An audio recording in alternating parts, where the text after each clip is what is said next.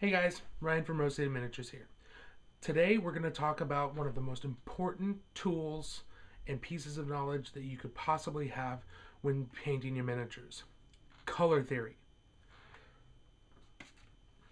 Now, the key to understanding color theory and always having it right at your grasp is a good color wheel. You can get these at just about any art store. Michael's has them. Any kind of craft place, a fabric store might even have them. I'm really not sure. I got this one at Art Media, now known as Blick Art Supplies, here in Portland.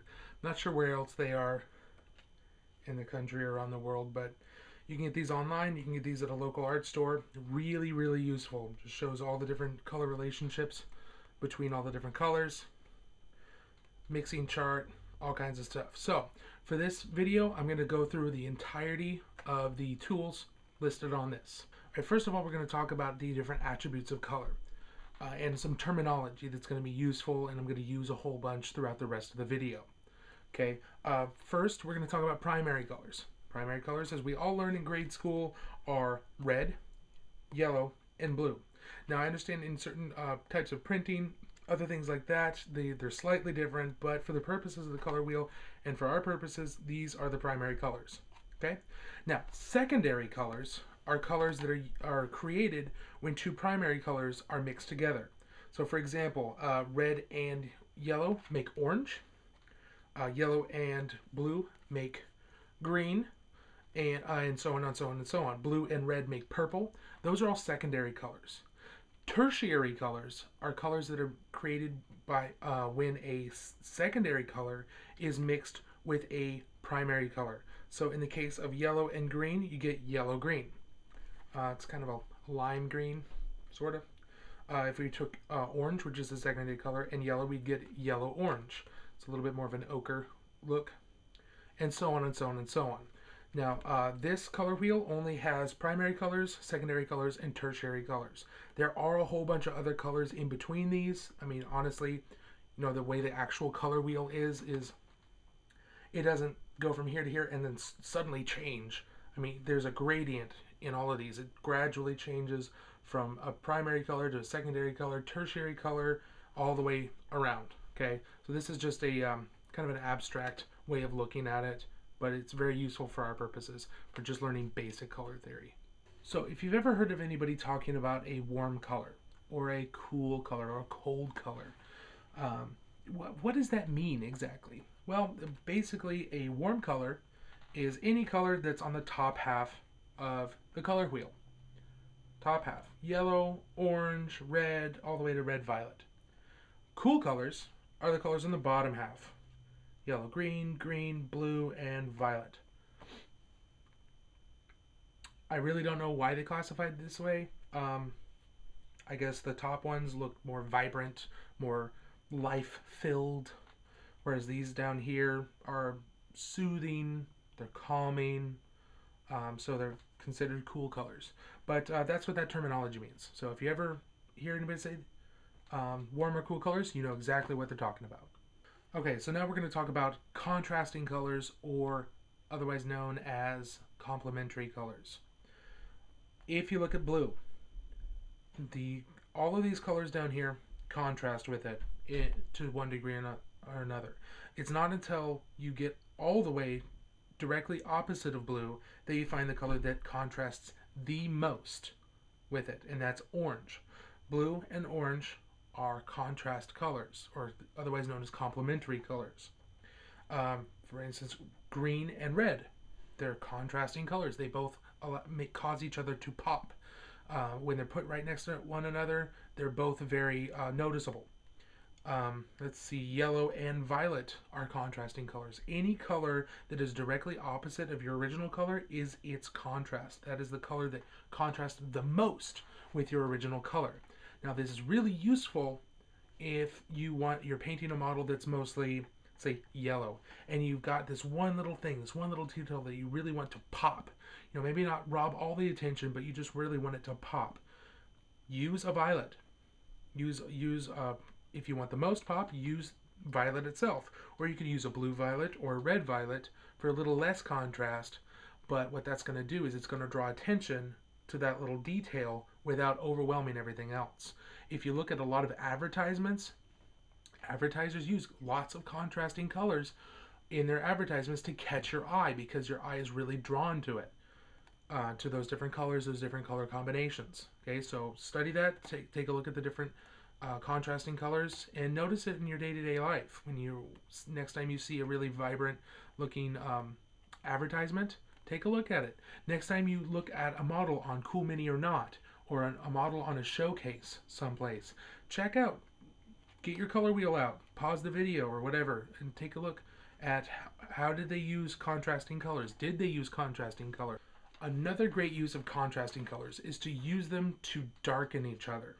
Now, I can hear you saying, Ryan, what are you talking about? If I want a dark color, I'm just going to add black to a lighter version of that color. Yes, you can do that. However, adding black to a color does darken it, but it also desaturates it. That makes it look washed out and gray. Now, that can be very useful, and we're going to talk about that later. But right now, we're going to teach you how to darken a color while maintaining its vibrancy. Excuse me, tongue got tied up there. This is especially useful if you want to create a shadow of a base coat you've got. Say you're doing some ultramarines, and you've got some ultramarine blue, and for the life of you, you can't find your darker blue. Well, there's blazing orange sitting right over there. Pull out some of that blazing orange because it's directly opposite of blue. Add a teeny bit of that to some ultramarine blue on a palette, not in the actual ultramarine blue pot. Don't do that. You'll ruin the entire pot. But get some out, put it on a palette, add some blazing orange to that. It's going to darken down the ultramarine's blue, and it's going to maintain a vibrant, darker blue. It's going to be rich. It's going to be a nice, rich color. It's not going to be washed out and gross looking. Right, next, we're going to talk about analogous colors. I know, fancy word, right? Analogous colors is just a fancy way of saying the colors that are right next to your original color. So, say blue is our original color, right? Blue violet is analogous to blue. Blue green is analogous to blue. Go over here to yellow. Yellow orange is analogous to yellow. Yellow green is analogous to yellow.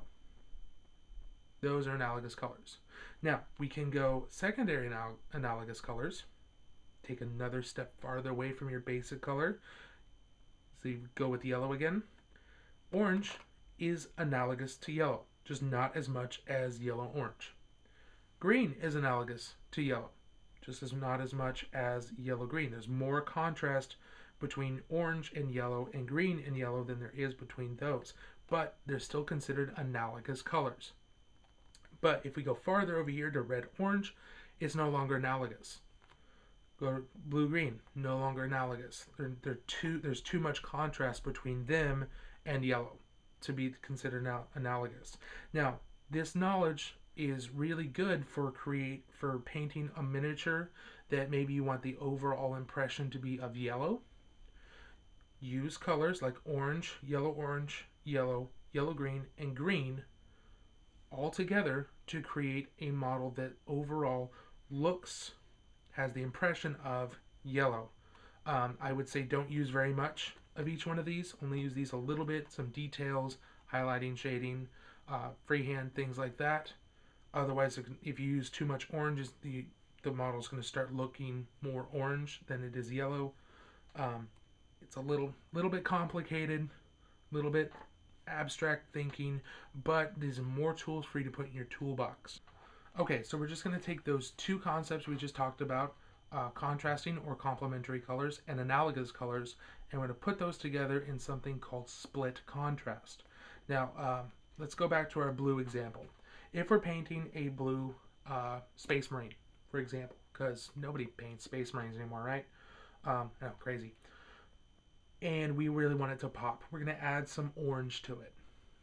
That's great. It's going to be really high contrast. It's really going to pop. It's going to be really visually appealing, really visually interesting. But the more you look at it, it's going to look a little bit plain. Eventually, it's going to look, yeah, okay, there's a lot of contrast, but okay.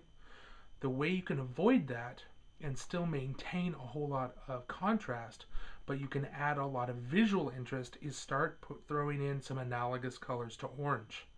All the way from red, secondary analogous color, red-orange, primary analogous, yellow-orange, primary analogous, and yellow, secondary analogous. All of these can really help that orange be interesting to look at while still maintaining that high contrast on your blue miniature. And heck, why don't you just throw in some blue violet and some blue green? Remember, only use a little bit of each one of these, okay? If you use too much, it's going to start taking over. And what we're doing is we're just adding little bits to just add some more visual interest. We're not trying to like blue shoulder pads with orange trim and, you know, tons of red green everywhere else. It's not going to work. It's going to look way too busy. Just use hints of each one of these, little bits of each one of these, to really add some visual interest to your model. Another way of maintaining visual interest in a miniature while also maintaining a high contrast is to use what's called a tetrad. Now, a tetrad, if you look here, you probably can't read any of this. That's okay. If you've got one of these, look at it. But you can see these gray boxes in here. They show tetrads. Tetrads are any two pairs of contrasting colors. Okay, so blue and orange, violet and yellow are a tetrad.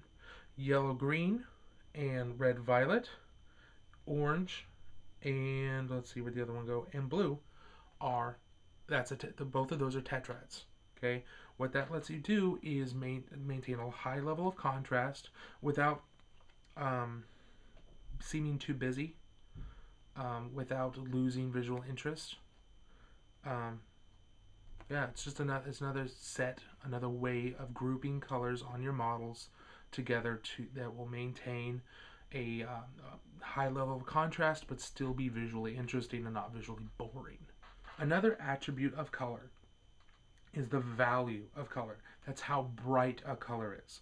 A yellow has a very high value. Its brightness level is, if we go over to the grayscale here, it's close to value 10. Okay, that means it's very bright. If we go over to blue, it's closer to a value 8, I would say. Now, if you wanted to do a model that had a lot of yellow in it, and you just weren't getting enough contrast, enough visual interest, one thing you could do is darken up your yellow. Use a bright yellow in one area, and then add its contrast, its violet to it, to darken it a little bit, and then maybe drop its value down to an 8, and you paint that on a slightly different area. What that's going to do is it's going to create a level of contrast, not between color or between hue, but between value, brightness of your color. If you look at a bright yellow right next to a dark yellow, there's a little bit of contrast there. The darker that yellow is, the more contrast there is. So that's just another way of creating contrast and another way of understanding the attributes of color. Okay, so before I talked a little bit about adding black to a color to darken it. I told you that desaturates a color. Well, now we're going to talk about what saturation is, otherwise known as intensity. Now, intensity has to do with how much color is in the color. If you take a green and it's a really rich green, it has a lot of intensity. Okay, it's very saturated with that particular hue of green. Each one of these is a particular hue of green. Okay, they're slightly different, but each one is fully saturated. That means they're fully that color. Hasn't been any gray or any white added to that color to wash it out. Now, the way you can lower the intensity of a color or the saturation of a color is to desaturate it, and that's to add gray to it. What that's going to do is it's going to start making the color look a little bit more washed out. If you look at a lot of realistically painted miniatures, you'll notice that a lot of the colors are a little washed out. That's because they've been desaturated. They've had some gray added to them. If you look at some other things,